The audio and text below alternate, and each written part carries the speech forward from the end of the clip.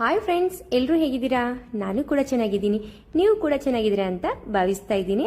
Friends, ಇವತ್ತು ನಾನು ನಿಮಗೆ ಇಲ್ಲಿ ತುಂಬಾ ಯೂಸ್ಫುಲ್ ಆಗಿರುವಂಥ ವಿಡಿಯೋವನ್ನು ಶೇರ್ ಮಾಡ್ತಾ ಇದ್ದೀನಿ.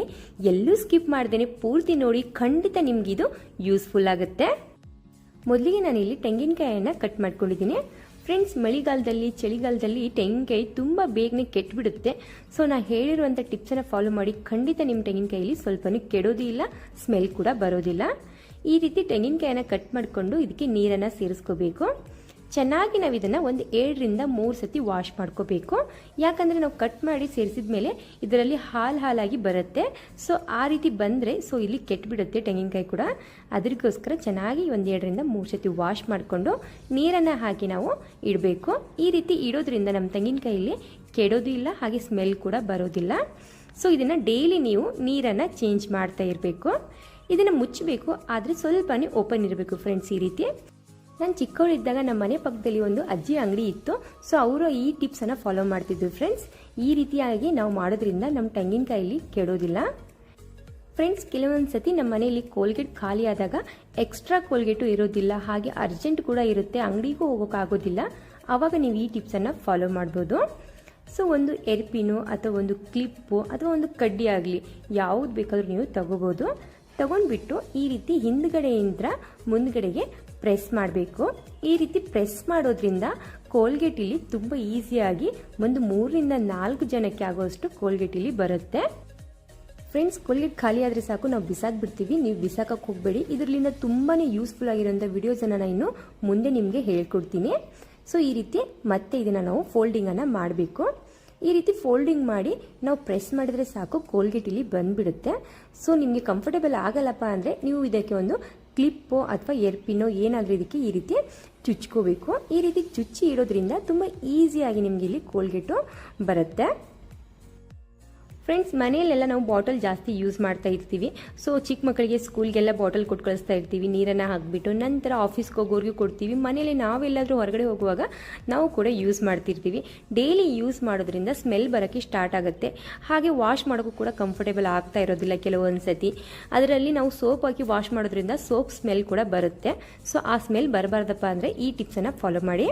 ಸೊ ಕೋಲ್ಗೇಟು ವೇಸ್ಟ್ ಆಗಿರುವಂಥ ಕೋಲ್ಗೇಟ್ ಏನಿರುತ್ತಲ್ಲ ಅದನ್ನು ಈ ರೀತಿ ಕಟಿಂಗನ್ನು ಮಾಡ್ಕೋಬೇಕು.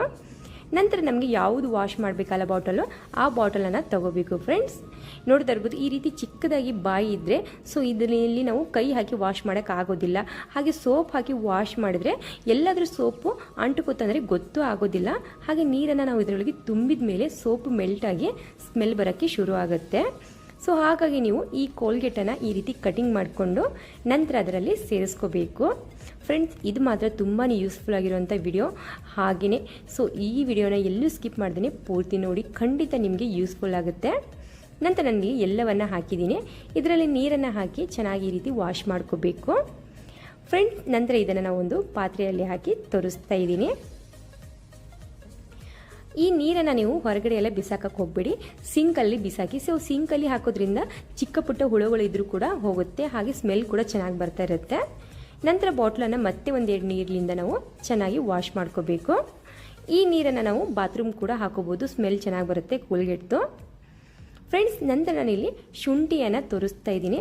ಈ ಶುಂಠಿಯನ್ನು ಒಂದು 15 ದಿನದ ಹತ್ತತ್ರ ಆಯಿತು ತೊಗೊಂಡು ಬಂದು. ತಂದಾಗ ಯಾವ ರೀತಿ ಇತ್ತಲ್ಲ ಈಗಲೂ ಕೂಡ ಅಷ್ಟೇ ಚೆನ್ನಾಗಿದೆ. ಸೊ ನೀವು ಹೋದ ವಿಡಿಯೋದಲ್ಲಿ ನೋಡಿರ್ಬೋದು. ಸೊ ಶುಂಠಿ ತರಕಾರಿಯನ್ನು ಯಾವ ರೀತಿ ಸ್ಟೋರ್ ಮಾಡಬೇಕು ಅಂದ್ಬಿಟ್ಟು. ಸೊ ನೋಡಿಲ್ಲ ಅಂದರೆ ಒಂದ್ಸತಿ ಕೆಳಗಡೆ ಲಿಂಕನ್ನು ಕೊಟ್ಟಿರ್ತೀನಿ, ಚೆಕ್ ಮಾಡ್ಕೊಳ್ಳಿ. ಫ್ರೆಂಡ್ಸ್, ಹಸಿ ಬಟ್ಟೆಯಲ್ಲಿ ನಾವು ಶುಂಠಿಯನ್ನು ಸುತ್ತಿ ಇಡೋದ್ರಿಂದ ಸ್ವಲ್ಪನೂ ಶುಂಠಿ ಇಲ್ಲಿ ಒಣಗೋದು ಇಲ್ಲ, ಹಾಗೆ ಕೆಡೋದು ಇಲ್ಲ. ಮತ್ತೆ ಯಾವಾಗ ಬಟ್ಟೆ ಒಣಗುತ್ತಲ್ಲ ಅವಾಗ ಮತ್ತೆ ಸ್ವಲ್ಪ ನೀರನ್ನು ಚಿಪ್ಪಡಿಸಿ ನಾವು ಮತ್ತೆ ಇದನ್ನು ಸುತ್ತಿ ಇಡಬೇಕು. ನಾನಿವತ್ತು ನಿಮಗೆ ಇಲ್ಲಿ ಶುಂಠಿ ಮೇಲಿರುವಂಥ ಸಿಪ್ಪೆಯನ್ನು ಯಾವ ರೀತಿ ಸಪ್ರೇಟನ್ನಾಗಿ ಮಾಡಬೇಕಂತ ತೋರಿಸ್ಕೊಡ್ತಾ ಇದ್ದೀನಿ. ಯಾಕಂದರೆ ನಾವು ಚಾಕುಲಿಂದ ಸ್ಪೂನ್ಲಿಂದ ಇದನ್ನು ಸಪ್ರೇಟ್ ಮಾಡೋಕ್ಕೆ ಹೋದರೆ ಕಣ್ಣಿಗೆಲ್ಲ ಸಿಡಿದ್ಬಿಡುತ್ತೆ. ಸೊ ಎಷ್ಟೋ ಸತಿ ಕಣ್ಣಲ್ಲಿ ಹೋದರೆ ತುಂಬ ನೋವಾಗುತ್ತೆ ಫ್ರೆಂಡ್ಸ್. ಅದಕ್ಕೋಸ್ಕರ ಇವತ್ತು ತುಂಬಾ ಈಸಿಯಾಗಿ ತೋರಿಸ್ಕೊಡ್ತಾ ಇದ್ದೀನಿ. ಮನೆಯಲ್ಲಿ ಈ ರೀತಿ ಸ್ಪೂನು ಇದ್ದೇ ಇರುತ್ತೆ ಎಲ್ಲರೂ ಮನೆಯಲ್ಲಿ. ಇದನ್ನು ನಾವು ಟರ್ನ್ ಮಾಡಿಕೊಂಡು ನಂತರ ಶುಂಠಿಯನ್ನು ಈ ರೀತಿ ತುರಿಬೇಕು. ಈ ರೀತಿ ತುರಿಯೋದ್ರಿಂದ ಸ್ವಲ್ಪನೂ ಶುಂಠಿ ಸಿಪ್ಪೆಯಲ್ಲಿ ಕಣ್ಣಲ್ಲಿ ಹೋಗೋದಿಲ್ಲ. ಸೊ ತುಂಬ ಈಸಿಯಾಗಿ ಅಂದರೆ ತುಂಬಾ ಈಸಿಯಾಗಿ ಸಿಪ್ಪೆಯಲ್ಲಿ ಸಪ್ರೇಟಾಗಿ ಆಗುತ್ತೆ.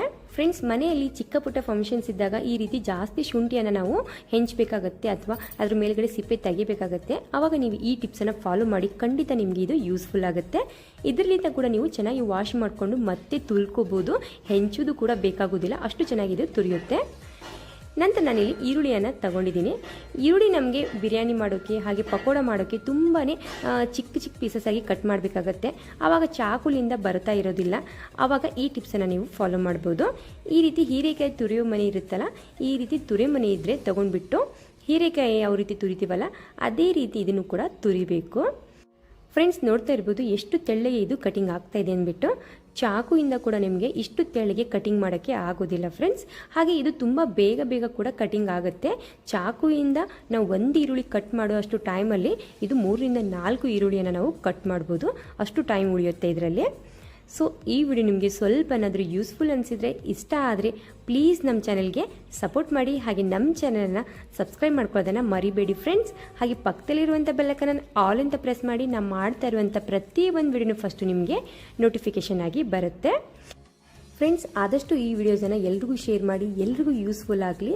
ಹಾಗೆ ನಿಮ್ಮ ಮನೇಲಿ ಕೂಡ ಚಿಕ್ಕ ಪುಟ್ಟ ಫಂಕ್ಷನ್ಸ್ ಇದ್ದಾಗ ಈ ಟಿಪ್ಸನ್ನು ಫಾಲೋ ಮಾಡಿ, ಖಂಡಿತ ನಿಮಗೆ ಯೂಸ್ಫುಲ್ ಆಗುತ್ತೆ. ಹಾಗೆ ಈ ವಿಡಿಯೋ ನೋಡೋದಕ್ಕೆ thank you so much friends.